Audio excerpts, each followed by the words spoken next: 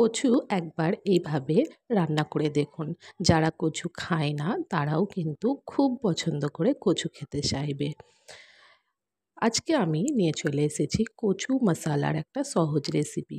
এটা বানানো যেমন সহজ, খেতেও কিন্তু হয় খুবই সুস্বাদু।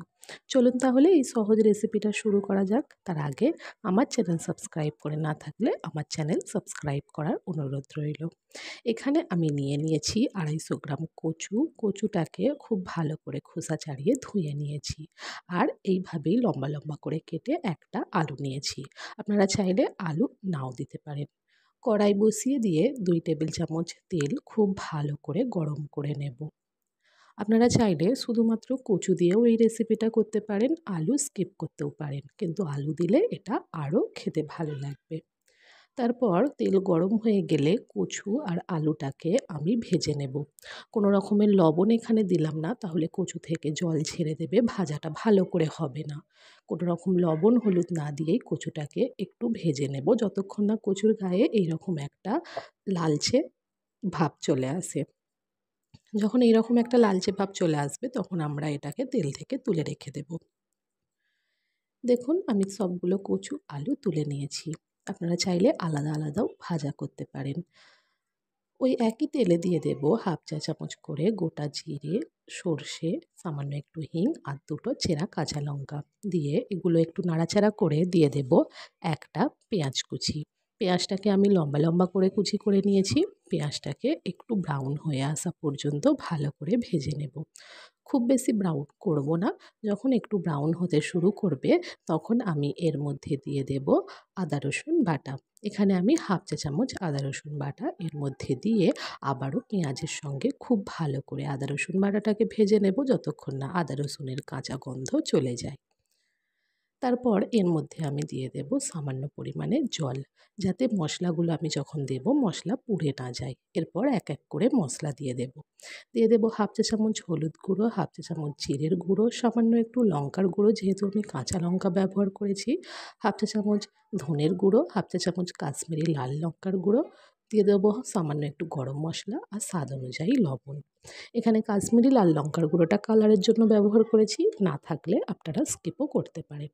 এরপর মশলাটাকে খুব ভালো করে কষিয়ে নেব সামান্য পরিমাণ জল দিয়ে দিয়ে। জল দিয়ে অবশ্যই মশলাটা কষাবেন, না হলে কিন্তু মশলা পুড়ে গেলে এই রেসিপির স্বাদ ভালো হবে না। মশলা থেকে যখন ভালো করে তেল ছেড়ে দেবে তখন এর মধ্যে দিয়ে দেবো একটা টমেটো কুচি। টমেটো কুচিটাকে ভালো করে মশলার সঙ্গে মিশিয়ে নেব। তারপর গ্যাসের ফ্লেম লো রেখে এটাকে ঢাকা দিয়ে 2-3 মিনিট রান্না হতে দেব। এইভাবে টমেটো দিয়ে ঢাকা দিয়ে 2-3 মিনিট রান্না করে দেখবেন 2-3 মিনিট পরেই কিন্তু টমেটোটা খুব ভালো করে সিদ্ধ হয়ে যাবে।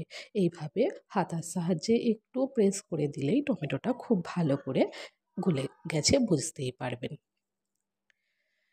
আবারও 2-3 মিনিট মশলাটাকে খুব ভালো করে কষিয়ে নিচ্ছি। দেখুন মশলাটা কিন্তু খুব ভালো করে কষানো হয়ে গেছে, মশলা থেকে খুব সুন্দর তেল ছেড়ে দিয়েছে। এখন আমি এর মধ্যে দিয়ে দেব ভেজে রাখা আলু এবং কচু। আলু কচু দিয়েও খুব ভালো করে আমি এটাকে গ্যাসের ফ্লেম মিডিয়াম রেখে ভালো করে কষিয়ে নেব। প্রায় 4 থেকে 5 মিনিট আমি খুব ভালো করে মশলার সঙ্গে কষিয়ে নিয়েছি। যখন আমি আলু আর কচুটা ভেজেছিলাম তখনই কিন্তু এটা 50% এর মতো সেদ্ধ হয়ে গিয়েছিল। তো এখন আমি এটাকে পুরোপুরি সেদ্ধ করে নেওয়ার জন্য 1 কাপের মতো জল দিলাম। জলটা দিয়ে একটু নাড়াচাড়া করে এটাকে আমি ফুটে যাওয়া পর্যন্ত অপেক্ষা করব। যখন এটা ফুটে যাবে গ্যাসের ফ্লেম লো করে ঢাকা দিয়ে রান্না করে নেব, যতক্ষণ না আলু কচু পুরোপুরি সেদ্ধ হয়ে যাচ্ছে। প্রায় 7 থেকে 8 মিনিট আমার সময় লেগেছিল আলু কচু পুরোপুরি সেদ্ধ হয়ে যাবার জন্য। দেখুন এখানে 7-8 মিনিট পর ঢাকা খুলে কচুও পুরোপুরি গলে গেছে আর আলুও কিন্তু পুরোপুরি গলে গেছে। নামানোর আগে ওপর থেকে আমি দিয়ে দেব সামান্য ধনেপাতা কুচি। ধনেপাতা কুচি দিয়ে একটু নাড়াচাড়া করে ঢাকা দিয়ে দিলেই কিন্তু কচু মশালা রেসিপিটা সার্ভ করার জন্য একেবারেই রেডি। ভাত, রুটি সব কিছুর সঙ্গেই এটা খেতে ভালো লাগে। তো যদি আমার ভিডিও ভালো লেগে থাকে একটা লাইক, কমেন্ট, শেয়ার আর আমার চ্যানেলটা সাবস্ক্রাইব করে আমার পাশে থাকার অনুরোধ রইল। ভিডিওটা কেমন লাগলো, রেসিপিটা কেমন লাগলো অতি অবশ্যই কমেন্টে জানাতে ভুলবেন না।